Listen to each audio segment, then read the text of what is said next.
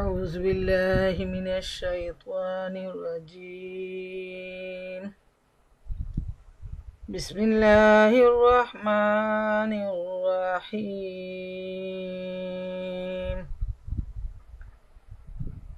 رب اشرح لي صدري ويسر لي أمري واحلل عقدة من লিসানি يفقهوا قولي।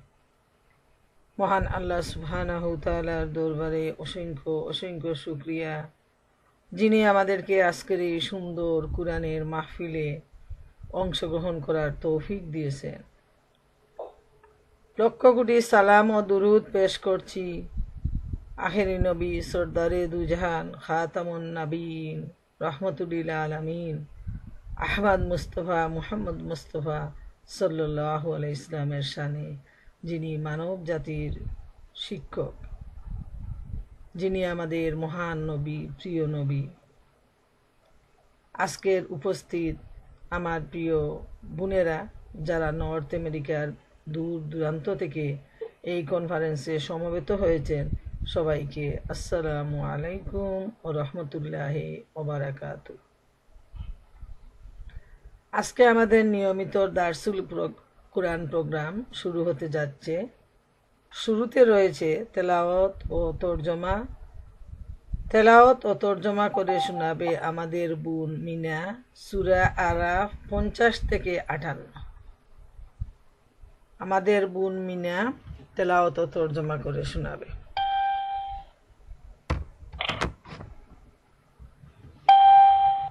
আসসালামু আলাইকুম।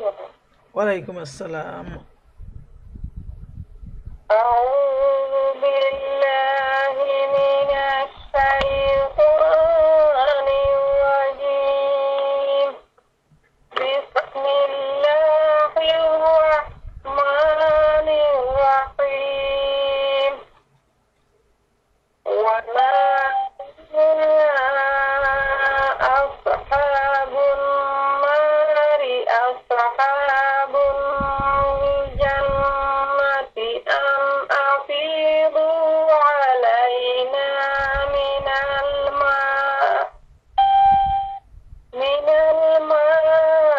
الماء أو مما رزقكم الله. قالوا إن الله حرمهما على الكافرين الذين اتخذوا دينهم لهوا ولعبا وغرتهم الحياة الدنيا فاليوم ننساهم كما نسوا لقاء يومهم هذا وما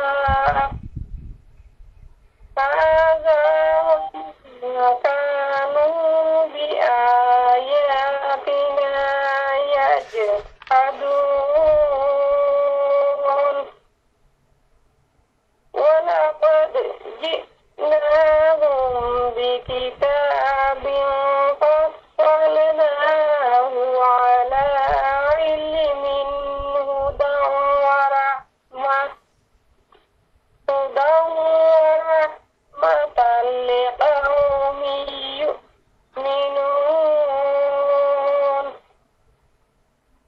هل ينظرون إلا تأويله يوم يأتي تأويله يقول الذين نسوه من قبل قد جاءت رسل ربنا بالحق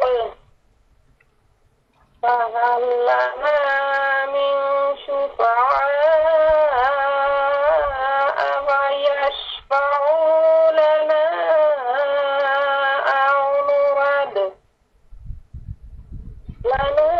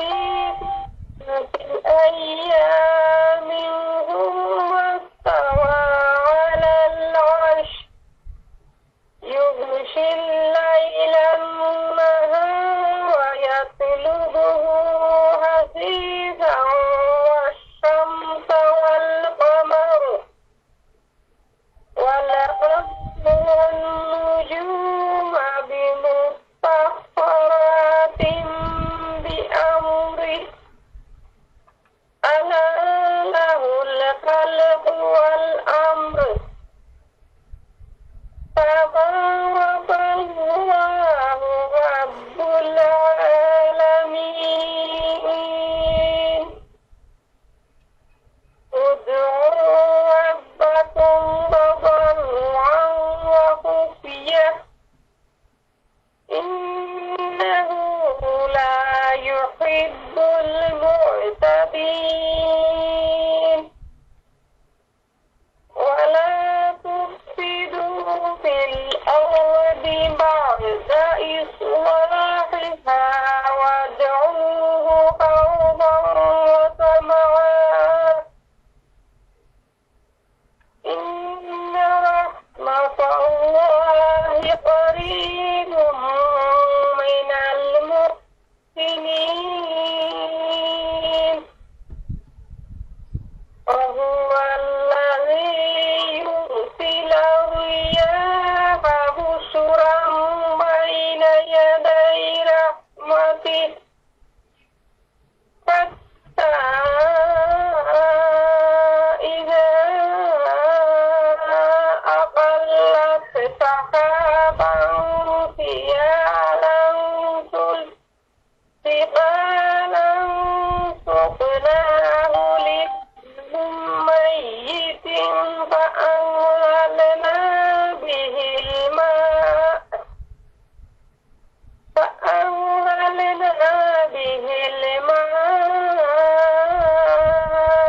فأخرجنا به من كل الثمرات كذلك نخرج الموتى لعلكم تذكرون والبلد الطيب يخرج نباته بإذن ربه والذي خبث لا يخرج إلا نكدا كذلك نصرف الآيات لقوم يشكرون صدق الله العلي العظيم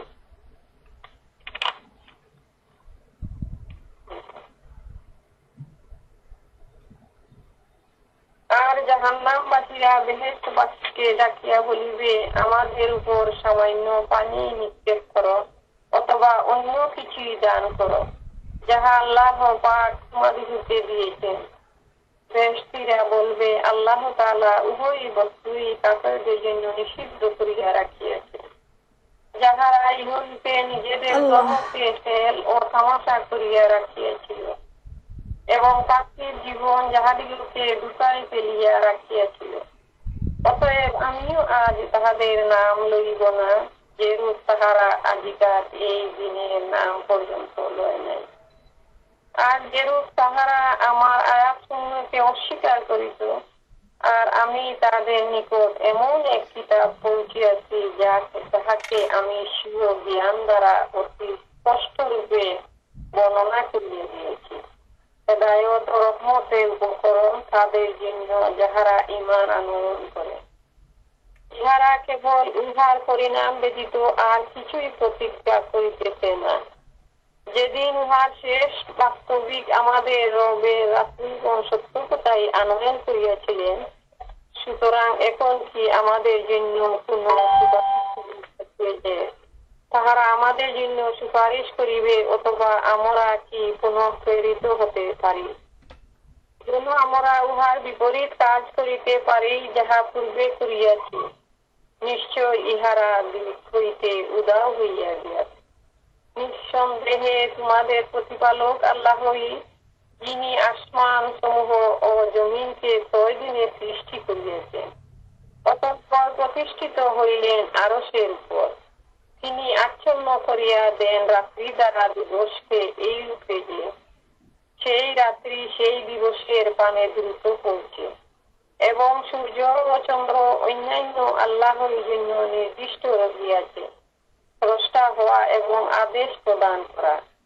সকল গুণে পরিপূর্ণ আল্লাহ, যিনি সমগ্র বিশ্বের প্রতিপালক, তোমরা স্বীয় প্রতিপালকের হুজুরে দোয়া করিবে বিনীতভাবে এবং চুপি চুপিও। নিশ্চয় আল্লাহ ওই সমস্ত লোককে পছন্দ করেন না যাহারা সীমা অতিক্রমকারী। আর তোমরা ভূপৃষ্ঠে ফাসাদ সৃষ্টি করিও না উহা সংস্কারের পর, এবং তোমরা আল্লাহর ইবাদত করিতে থাকো ভয় ও আশা সহকারে। নিশ্চয় আল্লাহর রহমত নেককারদের নিকটবর্তী, আর তিনি এইরূপ যে স্বীয় রহমত স্বরূপ বৃষ্টির পূর্বে বায়ু রাশি প্রেরণ করেন, যাহা আনন্দিত করিয়া দেয়। এমনকি যখন সেই বায়ু রাশি ভারী মেঘমালাকে বহন করিয়া লয়, তখন আমি সেই মেঘমালাকে কোন শুষ্ক ভূখণ্ডের দিকে পরিচালিত করি। অনন্ত মেঘমালা হইতে বাড়ি বর্ষণ করি, অতঃপর সেই পানির দ্বারা সর্বপ্রকার ফল উৎপন্ন করি। এই রূপে আমি বিপরীতকে বাহির করিয়া দাঁড় করাইব, তোমরা বুঝিতে পারো। আর যে ভূখণ্ড উত্তম হওয়ার কুশলত আল্লাহর আদেশে প্রচুর উৎপন্ন হয়, আর যাহা উত্তম নয় উহার ফসল সামান্য উৎপন্ন হয়। এইভাবে আমি প্রমাণগুলি বিভিন্ন দিক দিয়া বর্ণনা করি ওই সমস্ত লোকের জন্য যাহারা শিকড় বুঝার। এতক্ষণ আমি সূরা আরাফের 50 নম্বর আয়াত থেকে 58 নম্বর আয়াত পর্যন্ত তেলাওয়াত ও তরজমা করলাম। এখন এর উপর দাস পেশ করবে শ্রদ্ধেয় আপা ডক্টর মালিকা বেগম। আসসালামু আলাইকুম ওয়া রাহমাতুল্লাহি ওয়া বারাকাতুহু। ওয়ালাইকুম আসসালাম ওয়া রাহমাতুল্লাহি ওয়া বারাকাতুহু। বোন মিনা তার সুন্দর তেলাওয়াত ও তরজমার জন্য এবারে আমি ইনশাআল্লাহ তাআলা এর উপর দার্স পেশ করার চেষ্টা করব। আল্লাহ সুবহানাহু তাআলা আমাকে যতটুকু তৌফিক দান করেন। ওমা তৌফিকি ইল্লা বিল্লাহ, আলাইহি তাওয়াক্কালতু ওয়া ইলাইহি উনীব। মহান আল্লাহ রাব্বুল আলামিন সূরা আরাফের 50 নম্বর আয়াতে ইরশাদ করেন, জাহান্নামীরা জান্নাতীদেরকে ডেকে বলবে, আমাদের উপর কিছু পানি ঢেলে দাও, অথবা তোমাদের আল্লাহ প্রদত্ত জীবিকা হতে কিছু দান করো। তারা বলবে, আল্লাহ এসব জিনিস কাফেরদের প্রতি হারাম করে দিয়েছেন। প্রিয় বোনেরা আমার, বড় দুঃখজনক ঘটনা। যাদেরকে নবী রাসূলদের মাধ্যমে বারবার দাওয়াত পেশ করা হয়েছে, মহাগ্রন্থ আল কুরআনে বারবার বলে দেয়া হয়েছে যে আল্লাহকে বিশ্বাস না করার যে কি ধরনের কঠিন অবস্থা দাঁড়াবে, তারা যেন আল্লাহর প্রতি বিশ্বাস স্থাপন করে, নবীর উপর ইয়াকিন করে, এবং আল্লাহ তাআলা যে কিতাব দিয়েছেন সেই কিতাব অনুযায়ী যেন জীবন যাপন করে।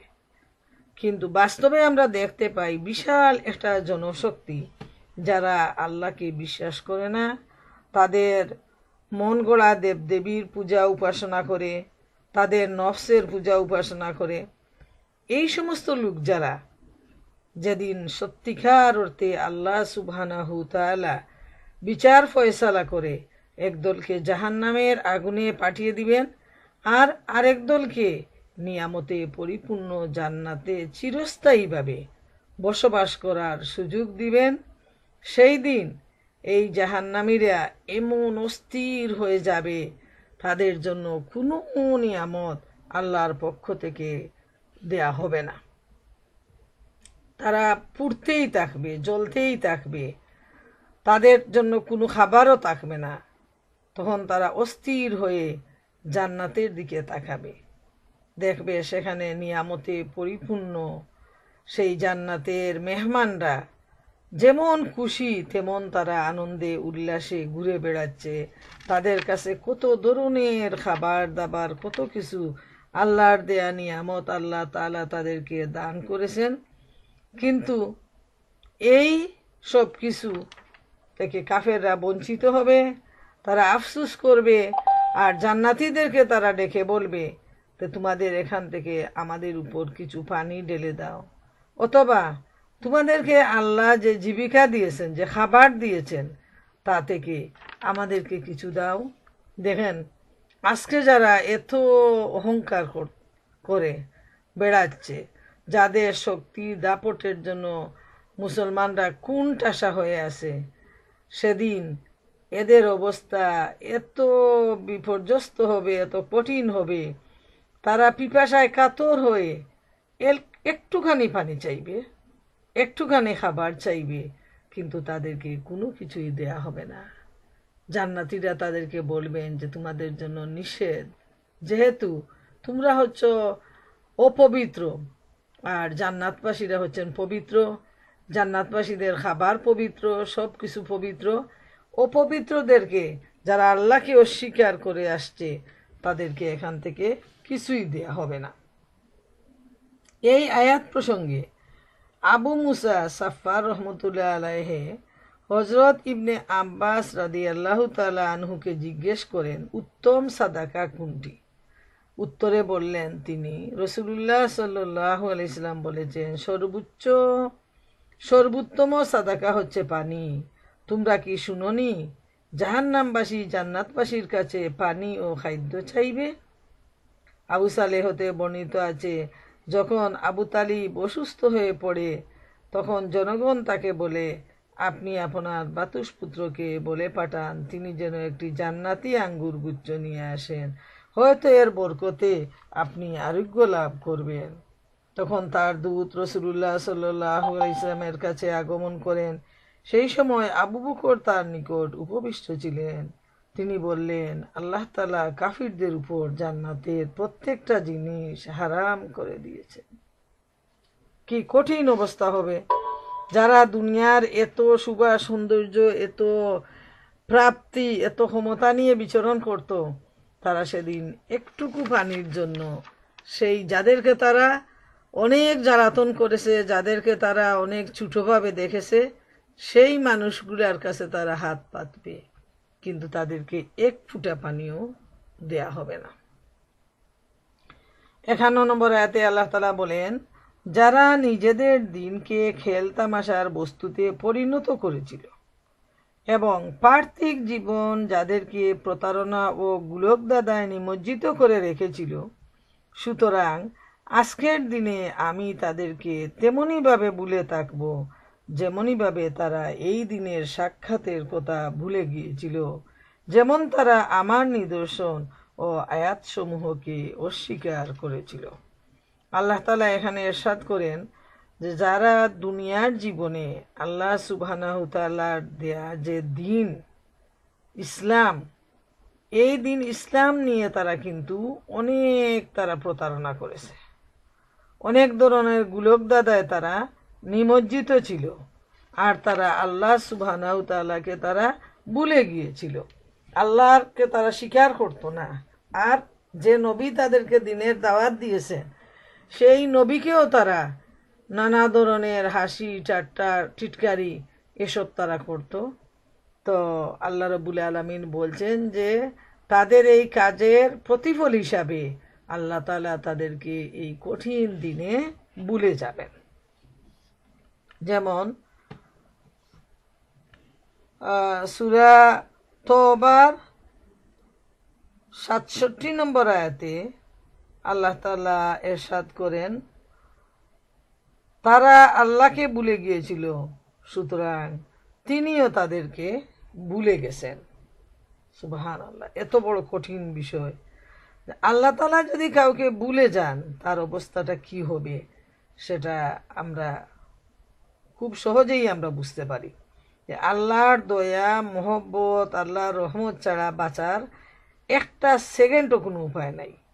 দুনিয়ায় বান্দা হিসাবে আল্লাহ সবাইকে দান করেন তার কাজের প্রতিফল, কিন্তু আখেরাতে যাদের ঈমান আর আমল নেই তাদেরকে কোনো কিছুই দান করা হবে না, বরং তারা কঠিন শাস্তির যোগ্য হবে।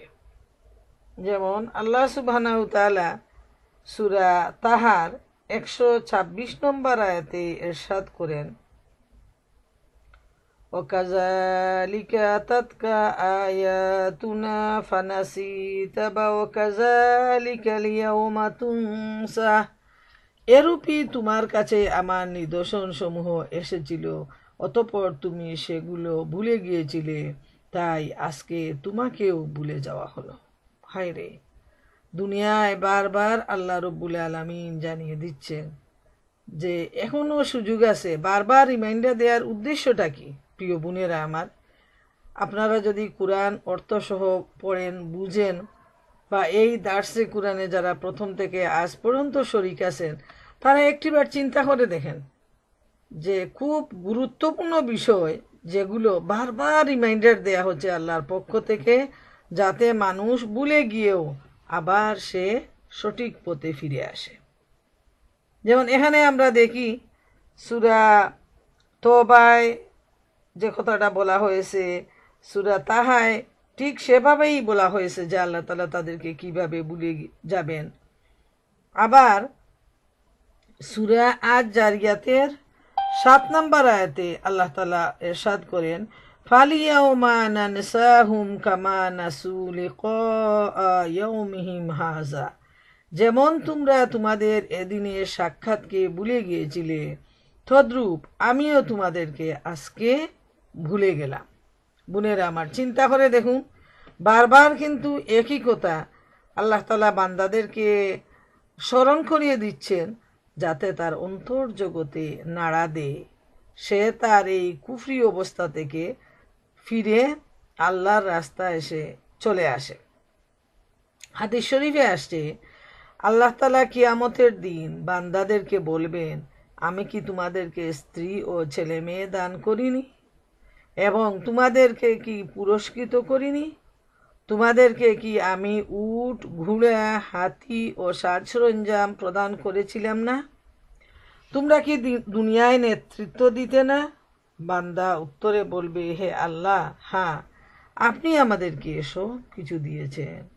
আল্লাহ পুনরায় তাদেরকে জিজ্ঞেস করবেন, আমার সামনে তোমাদেরকে হাজির হতে হবে, এটা কি তোমাদের বিশ্বাস ছিল?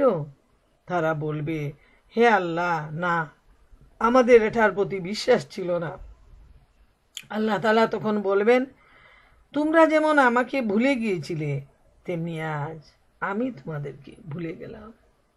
হায় কপাল, হায় আফসুস, যখন এই অবস্থা যাদের সামনে দাঁড়াবে, পাপী তাপী, কাফের, মুশরিক, যারা মাজার পূজায় লিপ্ত, কবর পূজায় লিপ্ত, পীর পূজায় লিপ্ত, নফসের পূজায় লিপ্ত, নানাভাবে যারা আল্লাহর সাথে শরিক স্থাপন করেছে, এই সমস্ত মানুষের অবস্থা সেদিন এত কঠিন হবে যেটা চিন্তা করা যাবে না। যে যারা এত প্রতাপ, এত দাপটের মধ্যে ছিল, তারা সেদিন এক ফোঁটা পানির জন্য পাগল হয়ে যাবে, কিন্তু এক ফোঁটা পানি থেকেও তারা বঞ্চিত হবে। 52 নম্বর আয়াতে আল্লাহ তাআলা বলেন, আর আমি তাদের নিকট এমন একখানা কিতাব পৌঁছেছিলাম, যাকে আমি জ্ঞান তথ্যে সমৃদ্ধ ও সুবিস্তৃত করেছিলাম, এবং যা ছিল ঈমানদার সম্প্রদায়ের জন্য পথনির্দেশ ও রহমতের প্রতীক। এই যে কিতাব, কোন কিতাব? মহাগ্রন্থ আল কুরআন। আল্লাহ তাআলা বলছেন যে আমি এই আল কুরআন দিয়েছি তাদেরই জন্য, যে কুরআনের ভিতরে রয়েছে জ্ঞানের ভান্ডার, আর ঈমানদারদের জন্য এই কুরআন হচ্ছে পথনির্দেশ আর রহমতের উসিয়ালা। সুবহানাল্লাহ, এই কুরআন এমন একটা রত্ন ভান্ডার, যে এই কুরআনকে সঙ্গী করে নিবে, যে কুরআনকে তার রাত দিনের বন্ধু হিসাবে গ্রহণ করবে, যে কুরআন থেকে মণিমুক্তা কুড়াবে, তার জন্য এই কুরআন জান্নাতের পথের দিশা। সুবহানাল্লাহ, তার জন্য কুরআন এত বড় নিয়ামত যে এই কুরআন তাকে আল্লাহর জান্নাত পর্যন্ত নিয়ে যাবে। এই কুরআন তাকে জাহান্নামের আগুন থেকে মুক্তি দিবে। সুবহানাল্লাহ, যারা এই কুরআনের হক আদায় করে, কুরআনকে পড়বে, কুরআনকে বুঝবে, কুরআনকে নিজের জীবনে বাস্তবায়ন করবে, তাদের জন্য এই কুরআন হচ্ছে জান্নাতের পথনির্দেশ, জান্নাতের পথ দেখায় নিবে তাদেরকে এই মহাগ্রন্থ আল কুরআন। তাই আল্লাহ তাআলা বলছেন যে আমি এই কুরআন তো তোমাদেরকেই দিয়েছি, যাতে এই কুরআনের মাধ্যমে তোমরা আমার নিকটবর্তী হতে পারো, আমার প্রিয় হতে পারো, এবং তোমরা জান্নাত পর্যন্ত পৌঁছায় যেতে পারো। এজন্যই আমি এই মহাগ্রন্থ আল কুরআন তোমাদেরকে দিয়েছি। যেমন সূরা আরাফে আল্লাহ সুবহানাহু ওয়া তাআলা বলেন, কিতাবুন উনজিলা ইলাইকা ফালা ইয়াকুন ফি সাদরিকা হারাজুম মিনহু, এই কিতাব যা তোমার উপর অবতীর্ণ করা হয়েছে তাতে তোমার অন্তরে যেন কোনো সন্দেহের উদ্রেক না হয়। যে এই মহাগ্রন্থ আল কুরআন নিয়ে কাফেররা নানা ধরনের কটূক্তি করত, নানা ধরনের কথা বলতো। তাই আল্লাহ সুবহানাহু ওয়া তাআলা মহানবী সাল্লাল্লাহু আলাইহি ইসলামকে সান্ত্বনা দিচ্ছেন। 53 নম্বর আয়াতে আল্লাহ তাআলা ইরশাদ করেন, তারা আর কিছুর অপেক্ষা করছে না, শুধু এর সর্বশেষ পরিণতির অপেক্ষায় রয়েছে। যেই দিন এর সর্বশেষ পরিণতি এসে সমুপস্থিত হবে, সেই দিন যারা এর আগমনের কথা ভুলে গিয়েছিল তারা বলবে, বাস্তবিকই আমাদের প্রতিপালকের রসূলগণ সত্য কথা এনেছিলেন।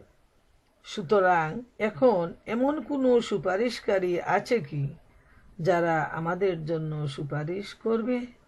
অথবা আমাদেরকে কি পুনরায় দুনিয়ায় পাঠানো যেতে পারে, যাতে আমরা পূর্বের কৃতকর্মের তুলনায় ভিন্ন কিছু করতে পারি?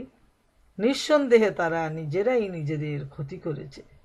আর তারা যেসব মিথ্যা মাবুদ ও রসম রেয়াজ রচনা করেছিল তাও তাদের হতে অন্তর্হিত হয়েছে। সুবহানাল্লাহ। প্রিয় বোনেরা আমার, চিন্তা করে দেখুন, এত বাস্তবসম্মত মহাগ্রন্থ আল কুরআনের প্রতিটা বাণী, যেটা একটু চিন্তা করলেই তার যে কুরআন যে আল্লাহর পক্ষ থেকে অবতীর্ণ হয়েছে তা একটু খোলা মন নিয়ে চিন্তা করলেই পরিষ্কার হয়ে উঠে চোখের সামনে। আল্লাহ তাআলা এত সুন্দরভাবে আয়নার মতো সব ভবিষ্যৎবাণী করে দিয়েছেন যে এই মহাগ্রন্থ আল কুরআন এমন এক কিতাব যা আল্লাহর পক্ষ থেকে আসছে, যা পথ নির্দেশ, যা রহমত। যে এই কুরআনকে অনুসরণ করবে সেই সঠিক পথের দিশা পাবে। আর যখন এই দিনটা, যে দিনের কথা কুরআনে বারবার ঘোষণা দেওয়া হচ্ছে, যে বিচারের দিনটা যখন মানুষের সামনে এসে উপস্থিত হবে, যে দিনটাকে তারা ভুলে গিয়েছিল, যে দিনের ব্যাপারে তারা কাফের এবং পাপীরা যারা উদাসীন ছিল, তারা তখন বলবে, বাস্তবিকই আমাদের প্রতিপালকের রসূলগণ সত্য কথা নিয়ে এনেছিলেন। যখন সেই দিনটা এসেই যাবে, তখন এই দিনটাকে বিশ্বাস করে কি আর কোনো লাভ হবে? পরিণতির দিন, রেজাল্টের দিন তো চলে আসছে। অতএব আর তো খাস করার কোনো সুযোগ নেই। প্রিয় বোনেরা আমার, চিন্তা করে দেখুন, যখন রেজাল্ট আসে হাতে যে কোনো কিছুর, মনে করেন পরীক্ষার্থীর পরীক্ষার রেজাল্ট, যারা চাকুরি দেয় তাদের ইন্টারভিউয়ের রেজাল্ট, যারা ভিসার জন্য ইন্টারভিউ দেয় ভিসার রেজাল্ট, হাতে আসার পর আর তো কোনো রাস্তা খোলা থাকে না, সব শেষ হয়ে গেল। আর কিয়ামতের ময়দান যখন চলে আসবে, তখন তো কিছু করার নেই। তখন এই লোকগুলার তাদের চিন্তার উদয় হবে, তাদের বিশ্বাস আসবে যে আসলেই তো নবী রসুলরা আমাদের কাছে সত্য বলেছিলেন, এই কুরআন তো আমাদেরকে সত্য বলেছিল, আমরা তো কানে ঢুকাইনি, আমরা তো বিশ্বাস স্থাপন করিনি, শুনেও আমরা না শোনার ভান করেছি। হায় হায়, আজকে আমাদের কি হবে? যদি একজন সুপারিশকারী আসতো যে আমাদের জন্য সুপারিশ করত, যদি আমাদেরকে আবার দুনিয়ায় পাঠিয়ে দেওয়া হতো, তাহলে আমরা আবার ভালো কাজ করে ফিরে আসতাম। এই ধরনের আফসোস তারা করতে থাকবে। কিন্তু মনে রাখা প্রয়োজন যে মৃত্যুই একবারই আসে, দুনিয়ার জীবনে জন্ম নিয়ে মানুষ একবারই আসে, আর যখন এই পৃথিবী থেকে বিদায় নিয়ে যায় তখন এই পৃথিবীতে আর আসার সুযোগ থাকে না। তার উদাহরণ আমাদের সামনে স্পষ্ট। আমাদের দাদা, দাদার দাদা, দাদার দাদা দুনিয়ার এত এত মানুষ পৃথিবীতে আসছেন, যারা চলে গেছেন এরা তো কেউ ফিরত আর আসেন নাই, আর আসবেনও না। অতএব প্রিয় বোনেরা আমার, যারা এভাবে অন্যায়ের ভিতরে, অসত্যের ভিতরে, গুমের ভিতরে রয়েছে, তাদের অবস্থা কিন্তু এতই খারাপ হবে যে যখন সেই দিনটা উপস্থিত হয়ে যাবে তখন তারা শুধু আফসোস করবে যে আসলেই তো যে দিনের ব্যাপারে নবী রসুলগণ বলেছেন আজকে দেখি সেই দিন। আজকে যদি কেউ সুপারিশ করতো, আজকে যদি আমাদেরকে আবার পৃথিবীতে পাঠিয়ে দেয়া হতো। কিন্তু এই মহাগ্রন্থ আল কুরআনে আল্লাহ রব্বুল আলামিন বারবার জানিয়ে দিচ্ছেন যে আর সেই সুযোগ দেয়া হবে না। পৃথিবীতে একটিবার আসছো, এই একবারের জন্য মুসাফির হিসাবে পাঠানো হয়েছে, পরীক্ষা দিয়ে সেই রেজাল্টটা তোমাদের হাতে দেয়া হবে, দ্বিতীয়বার আর পাঠানো হবে না। অতএব বারবার একই পুনরাবৃত্তি আল্লাহ তাআলা এই কুরআনে করতেছেন।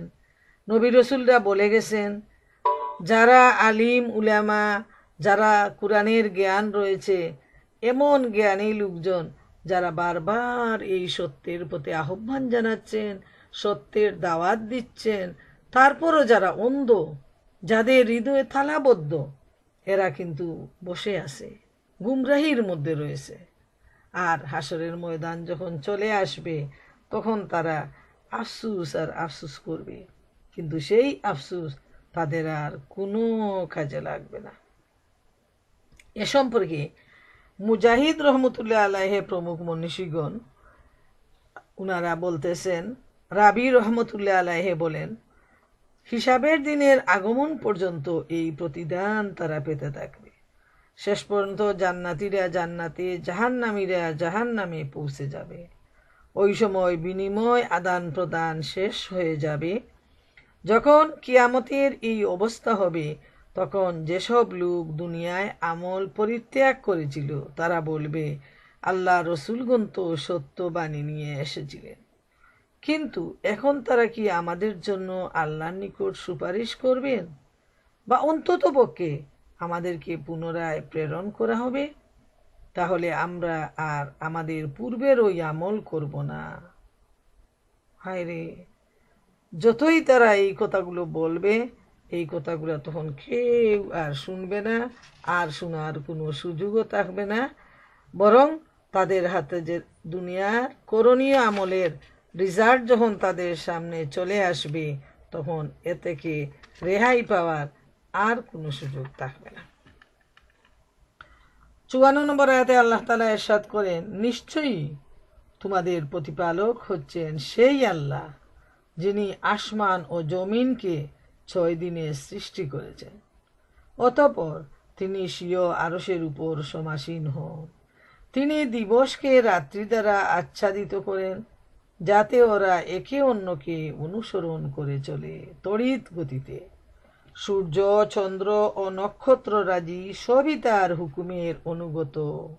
জেনে রাখো, সৃষ্টির একমাত্র কর্তা তিনি, আর হুকুমের একমাত্র মালিক তিনি। সারা জাহানের প্রতিপালক আল্লাহ হলেন বরকতময়। এই আয়াতে আল্লাহ সুবহানাহু তাআলা তার নিজের পরিচয় তুলে ধরছেন যে আল্লাহই হচ্ছেন আমাদের প্রতিপালক, যিনি আসমান ও জমিনকে ৬ দিনে সৃষ্টি করেছেন। তারপর তিনি আরশে সমাসীন হন। আর এই আল্লাহই যিনি দিনকে রাত্রির দ্বারা দেখে দেন। যেমন এই কিছুক্ষণ আগে দিন ছিল, কিন্তু যখনই সূর্যাস্ত হয়েছে সাথে সাথে এই রাতের পর্দা দিনকে ঢেকে দিয়েছে। এর মধ্যে যে বিশাল একটা পরিবর্তন, কিভাবে দিন উজ্জ্বল হয় আর রাত কিভাবে অন্ধকার হয়, সেটা আজ পর্যন্ত কোনো বিজ্ঞানীরা আবিষ্কার করতে পারেননি। যে এর মধ্যে কোথায় রহস্য লুক্কায়িত রয়েছে সেটা আমার আল্লাহ তাআলাই সবচেয়ে বেশি ভালো জানেন, যিনি হচ্ছেন আমাদের সৃষ্টিকর্তা। সুবহানাল্লাহ। আল্লাহ নিজের পরিচয় দিচ্ছেন যে সমস্ত সৃষ্টি, ইহকাল পরকাল, চন্দ্র, সূর্য, নক্ষত্র, তারকা, সব কিছুর সৃষ্টি একমাত্র আল্লাহ তাআলাই করেছেন। আর হুকুম দেওয়ার মালিকও হচ্ছেন মহান আল্লাহ রব্বুল আলামিন, যার হুকুমে দিন আসে, যার হুকুমে রাত আসে। আর আল্লাহ হচ্ছেন সবচেয়ে বরকতময়। সুবাহান আল্লাহ তাআলা। তো এই যে 6টা দিন, যে 6 দিনে আল্লাহ তাআলা এই পৃথিবীকে সৃষ্টি করেছেন, যারা তাফসিরকার তাদের বর্ণনায় এই 6 দিন হচ্ছে রবিবার, সোমবার, মঙ্গলবার, বুধবার, বৃহস্পতিবার ও শুক্রবার। শুক্রবারে সমস্ত মাখলুক একত্রিত হয়। ওই দিনেই হজরত আদম আলাইহিস ইসলামকে সৃষ্টি করা হয়। দিনগুলো এদিনের মতোই ছিল কি 1000 বছর বিশিষ্ট দিন ছিল, এ ব্যাপারেও মতানৈক্য রয়েছে। যেহেতু আজকের দিনের মতো দিন এই 6 দিন না, এর মধ্যে বেশ কম, কেউ সঠিকভাবে বলতে পারবে না। তবে ইবনে আব্বাস রাদিয়াল্লাহু তাআলা আনহু ধারণা করেন যে এই দিনগুলো 1000 বছর বিশিষ্ট দিন। এই যে 6 দিন বর্তমান দুনিয়ার 1000 বছরে একটা দিন, এই ধরনের হওয়ার সম্ভাবনাই বেশি। সুবহান আল্লাহ। এটা আল্লাহ রাব্বুল আলামিন ভালো জানেন, আর কেউ কিন্তু এ ব্যাপারে বলতে পারবেন না। সূরা আস-সাফফাতের 40 নম্বর আয়াতে আল্লাহ তাআলা ইরশাদ করেন এই দিন রাতের সম্পর্কে, যার তর্জমা হলো রাত্রি ও তাদের জন্য একটি নিদর্শন। আমি ওটা হতে দিনকে অপসারণ করি, আর তৎক্ষণাৎ তারা অন্ধকারে থেকে যায়, আর সূর্য ও নির্দিষ্ট কক্ষে ভ্রমণ করে চলেছে। ওটা তারই নির্ধারিত পরিমাণ, যিনি মহাপরাক্রান্ত জ্ঞানময়। আর অন্যতম নিদর্শন, চন্দ্রের জন্য আমি মঞ্জিল সমূহ নির্ণীত করে রেখেছি, এমনকি ওটা অতিক্রম শেষে ক্ষীণ হয়ে এরূপ হয়ে যায় যে যেন খেজুরের পুরাতন শাখা। সূর্যের সাধ্য নেই যে চন্দ্রকে ঘিরে ধরবে, আর না রাত্রি দিবসের পূর্বে আসতে পারবে, এবং প্রত্যেকে এক একটি চক্রের মধ্যে ঘূর্ণায়মান আছে। সুবহান আল্লাহ, সুবহান আল্লাহ। এত বিশাল এই বিশ্ব ব্রহ্মাণ্ড, এত বিশাল সৃষ্টি আল্লাহ তাআলার হুকুম এমনভাবে মেনে চলছে যে এই সৃষ্টি জগতে যদি সামান্য চন্দ্র, নক্ষত্র, সূর্য এগুলো যদি সামান্য একটু বেশম হয়, তাইলে কবেই এই পৃথিবী ধ্বংস হয়ে যেত ঘর্ষণের ফলে। কিন্তু তারা আল্লাহর হুকুম, আল্লাহর কাছে তারা এমনভাবে অনুগত, বাধ্য, যে এটা হচ্ছে তাদের ইবাদত। যেমনভাবে আল্লাহ তাআলা হুকুম করেছেন ঠিক সেভাবেই তারা আল্লাহর এই রাজ্যে ঘুরে বেড়াচ্ছে। সুবহান আল্লাহ, সুবহান আল্লাহ। একমাত্র আদম মানুষ জাতি, যাদেরকে সামান্য স্বাধীনতা দেয়া হয়েছে, আর বিবেক দেয়া হয়েছে, বুদ্ধি দেয়া হয়েছে, এই বিবেক আর বুদ্ধিকে কাজে লাগিয়ে তোমার স্বাধীন ক্ষমতা দেয়া হলো, হয়তো তুমি ভালো পথে চলতে পারো, না হয় মন্দ পথে। কিন্তু আমরা দেখি সামান্য এই স্বাধীনতা পেয়ে মানুষ আল্লাহকে ভুলে যায়, আল্লাহকে অস্বীকার করে, আল্লাহর সাথে শরীক সাব্যস্ত করে, এবং আল্লাহর হুকুমের অবাধ্যতা করে। এত নাফরমান, এত অকৃতজ্ঞ এই মানুষ, যে সারাক্ষণ আল্লাহর অজস্র নেয়ামত ভোগ করতেছে, আর এই সাথে আল্লাহর নাশুকরি করতেছে। রাসূলুল্লাহ সাল্লাল্লাহু আলাইহি সাল্লাম বলেছেন, যে ব্যক্তি সৎ আমল করে আল্লাহর নিকট কৃতজ্ঞতা জ্ঞাপন করল না, বরং নিজের প্রশংসা করল, সে কুফরি করল, তার আমল ছিনিয়ে নেওয়া হবে। আর যে ব্যক্তি ধারণা করে যে আল্লাহ তাআলা নিজের কোনো হুকুমত বা কোনো ক্ষমতা বান্দার কাজে হস্তান্তর করেছেন, সেও কুফরি করেছে। নাউজুবিল্লাহ। যারা মনে করে যে আমার শক্তি, আমার জ্ঞান, আমার ক্ষমতা, আমার জ্ঞানের বদলে, ক্ষমতার বদলে আমি এই কাজ করেছি, এরাই হলো অহংকারী, আর এদের উপরই লানত। 55 নম্বর আয়াতে আল্লাহ তাআলা ইরশাদ করেন, তোমরা বিনীতভাবে ও সংগোপনে তোমাদের প্রতিপালককে ডাকবে, তিনি সীমালঙ্ঘনকারীদেরকে ভালোবাসেন না। সুবহান আল্লাহ। মহান আল্লাহর এত দয়া, এত মহব্বত, এত ভালোবাসা তার বান্দার জন্য। বান্দা কিভাবে আল্লাহকে ডাকবে, কিভাবে আল্লাহর ইবাদত করবে, কিভাবে ডাকলে আল্লাহ তাআলা বান্দার ইবাদত শুনবেন সে কথাটাও আল্লাহ সুবহানাহু ওয়া তাআলা অত্যন্ত সুন্দরভাবে এখানে বলে দিয়েছেন যে আল্লাহকে ডাকার ভাষা কি হবে, খুব বিনয়ের সাথে, খুব গোপনে গোপনে আল্লাহ তাআলাকে ডাকতে হবে। যে রাস্তায় বসে মাথায় লাল কাপড় বেঁধে গলায় মালা দিয়ে তারপর বড় ধরনের উরসের ব্যবস্থা করে গরু জবাই করে দুনিয়ার মানুষকে একসাথে করে শুধু আল্লাহু আল্লাহু এই জিকির করে দুনিয়ার মানুষকে ঠকানো যাবে না। মানুষকে হয়তো ধোঁকা দেয়া যাবে, কিন্তু যে আল্লাহ তাআলা রয়েছেন আল্লাহকে ঠকানোর কারো সাধ্য নেই। অতএব আল্লাহ তাআলা এখানে বলে দিচ্ছেন যে আল্লাহকে কিভাবে ডাকতে হবে সেই শিক্ষাটা আল্লাহ সুবহানাহু ওয়া তাআলা এখানে দিয়েছেন, যে খুব আন্তরিকতার সাথে আল্লাহ রাব্বুল আলামিনকে স্মরণ করতে হবে। যে রাসূলুল্লাহ সাল্লাল্লাহু আলাইহি ওয়াসাল্লাম বললেন, হে লোক সকল, তোমরা নিজেদের নফসের উপর দয়া করো। তোমরা কোনো বধির ও অনুপস্থিত সত্তাকে ডাকছো না। তোমরা যার নিকট প্রার্থনা করছো তিনি নিকটেই রয়েছেন, তিনি সব কিছু শুনেন। অত্যন্ত কাকুতি মিনতি অনুনয় বিনয়ের সাথে দোয়া করবে, খুব নত হয়ে সংগোপনে প্রার্থনা জানাবে এবং একমাত্র একত্ববাদের প্রতি পূর্ণ বিশ্বাস রাখবে। বাগাড়ম্বর করে উচ্চস্বরে দোয়া করা উচিত নয়। প্রাথমিক অবস্থায় কিছু লোকেরা ছিল যারা বুঝতো না, জুড়ে জুড়ে চিৎকার দিয়ে দিয়ে দোয়া করত।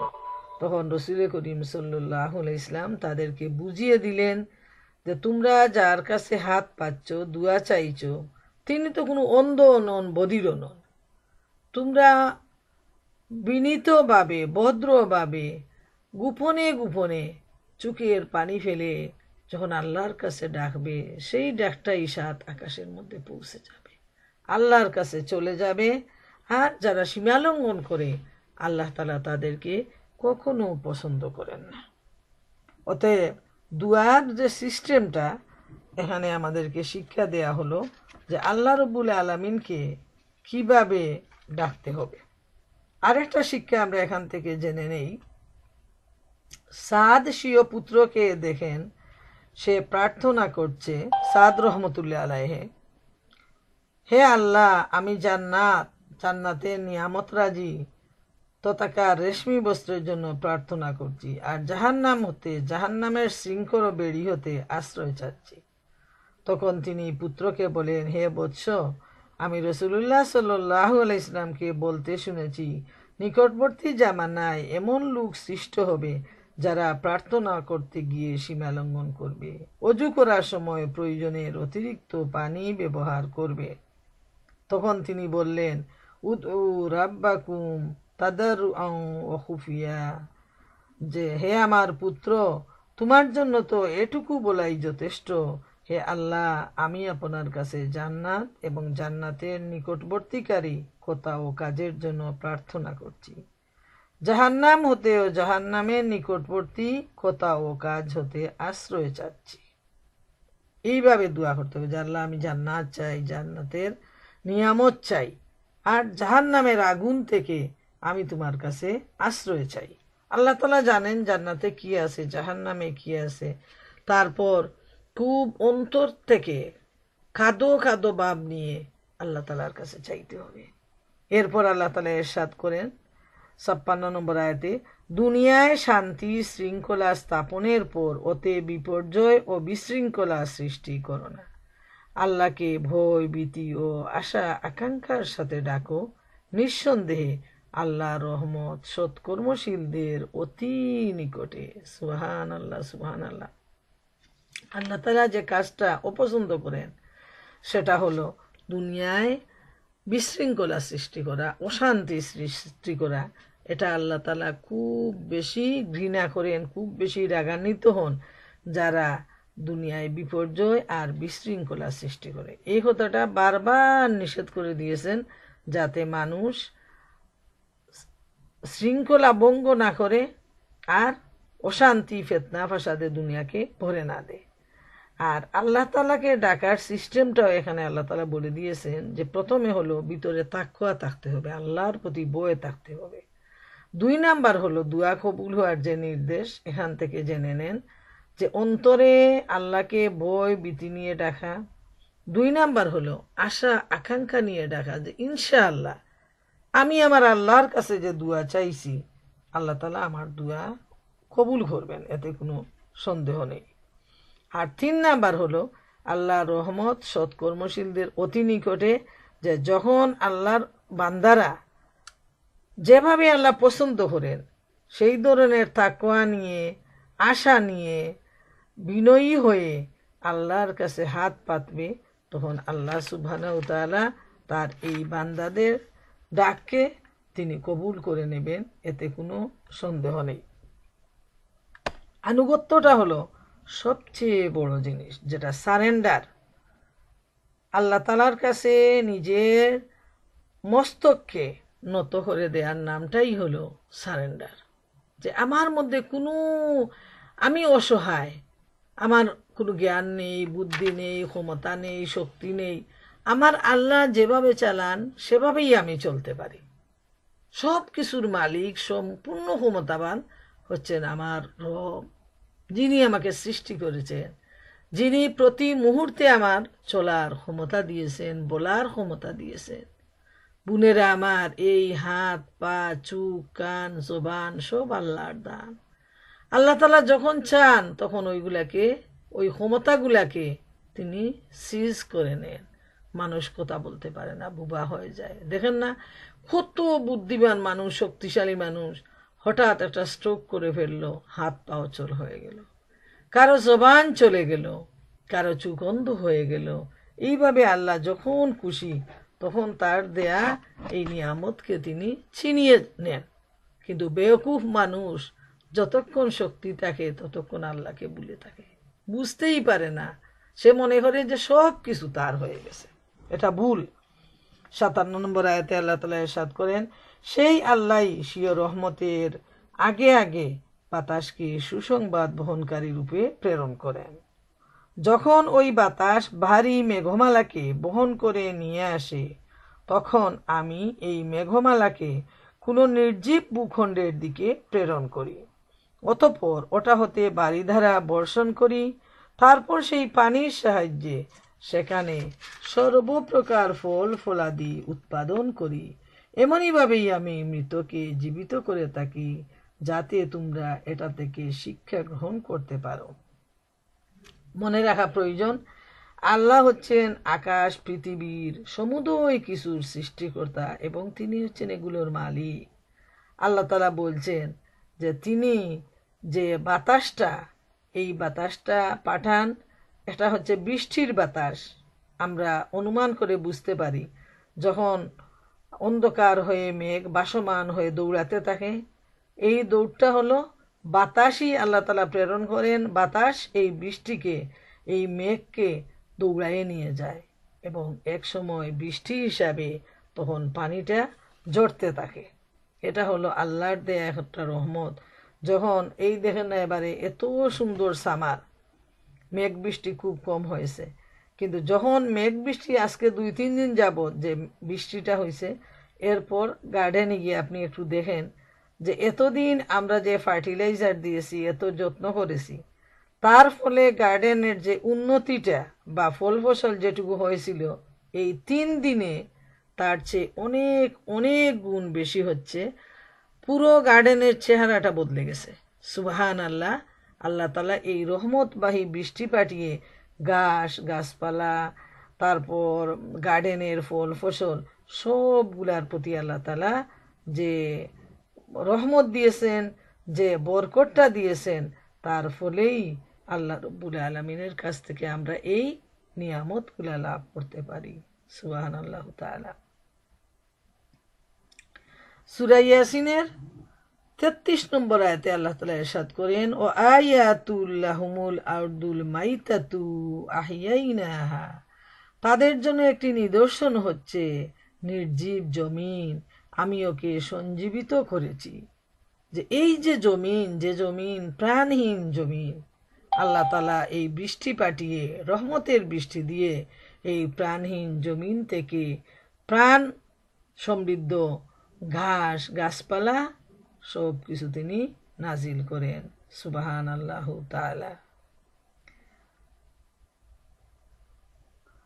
ইমাম বুখারী রহমতুল্লাহ আলাইহি এবং আবু মুসা আশআরী রাদিয়াল্লাহু তাআলা আনহু বর্ণনা করেছেন, রাসূল করিম সাল্লাল্লাহু আলাইহি ওয়াসাল্লাম বলেছেন, আল্লাহ আমাকে যে হেদায়েত ও ইলম সহকারে পাঠিয়েছেন এর দৃষ্টান্ত হচ্ছে মুষলধারার বৃষ্টি, যা কোনো জমিনে পড়েছে। সেই জমিনের এক অংশ উৎকৃষ্ট ছিল, যা সেই বৃষ্টি গ্রহণ করেছে, প্রচুর উদ্ভিদ ও তৃণরাশি জন্মিয়েছে। অপর অংশ কঠিন ছিল, যা পানি শোষণ করেনি, আটকে রেখেছে, যার দ্বারা আল্লাহ লোকের উপকার সাধন করেছেন। তারা তা পান করেছে, পান করিয়েছে, তার দ্বারা ক্ষেত কৃষি করেছে।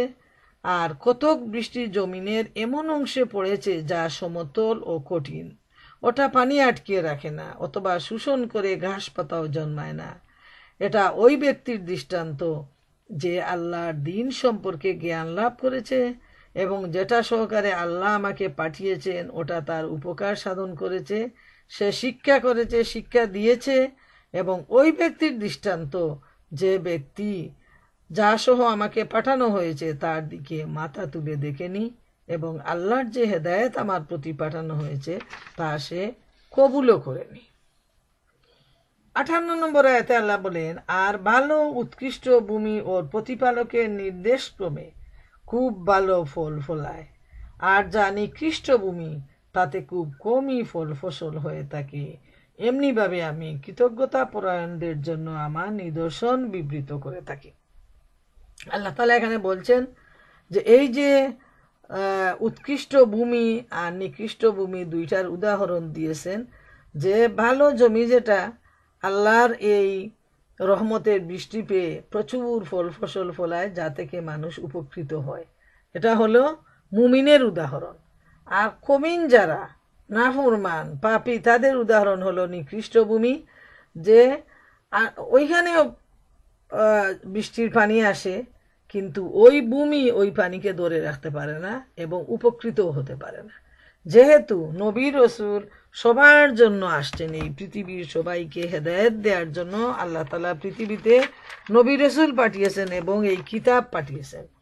কিন্তু দেখা যায় যারা ভাগ্যবান, যারা আল্লাহর প্রিয় বান্দা মুমিন, এরাই মহাগ্রন্থ আল কুরআন থেকে সঠিক শিক্ষা নিয়েছে, আল্লাহ রসুলের কাছ থেকে তারা সঠিক হেদায়েত নিয়েছে এবং তারা উপকৃত হয়েছে, আল্লাহ নিকটবর্তী হয়েছে, তারাই হবে জান্নাতবাসী।